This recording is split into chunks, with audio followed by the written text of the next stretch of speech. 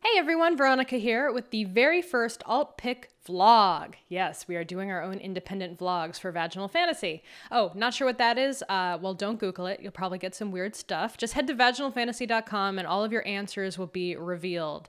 Anyhow, this month I've been tasked with reading Karma Girl by Jennifer Estep. If you don't want any spoilers, and there will be some spoilers in this review, then stop watching now. I'll just give you my short, quick take on it.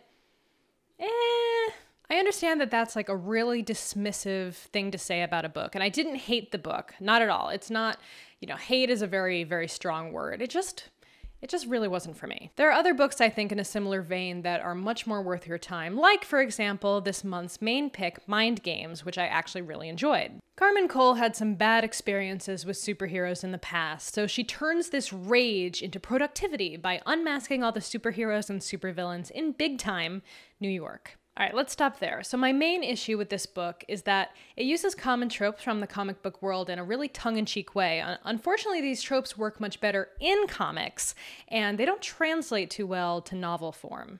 Much of what is written in the book, from Carmen's ironic t-shirts to the descriptions of the superheroes and supervillains, would have been better served as visuals. Writing them out kind of explains the joke a little bit too much, and it feels kind of hokey instead of fun. Sadly, much of the plot of this book is very predictable as well, and we're about to get really spoilery.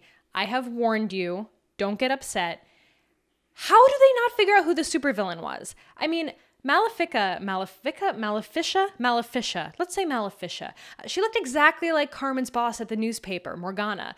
I don't know how to say these names. They're superhero names. I mean, all evidence to the contrary that this was maybe not the same person was like paper thin. Basically, all she had to do to convince people that it was this person was show them a picture of them like side by side. Not the people side by side, the photos side by side. And then everyone was like, oh, yeah, you're totally right. How did we miss this? Well, yeah, how did you miss that? When shit is that obvious, it drives me nuts. Carmen is an investigative reporter. That is her job, to investigate things. Do a better job. You had one job. Also, if you hadn't guessed that Carmen would have superhero powers by the end of this book, well, I have a bridge in Brooklyn I'd like to sell you. I like to work a little when I read. I like to feel clever when I actually figure things out. Mind Games, our other pick, for example, had some really interesting plot twists up its sleeve. This one did not. I will say that the book definitely picked up in the second half. There are some pretty exciting battle scenes and the steamy stuff. You know me, it gets pretty good. So I was okay on that point. I just wish that Jennifer Estep would give her readers a little more credit and let them figure things out themselves and not really just hand the answers to them on a platter. So that is my quick review of Karma Girl by Jennifer Estep. Sorry, it was a little angry. I didn't intend it to be angry.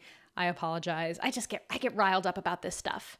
But if you want more Vaginal Fantasy goodness, head over to our website, vaginalfantasy.com, or message us on Twitter using the hashtag #VaginalFantasy. We will definitely see it over there. And of course, join us for our discussion of this month's pick, Mind Games, the last Tuesday of this month. That's by Carolyn Crane. We can't wait to see ya. Bye!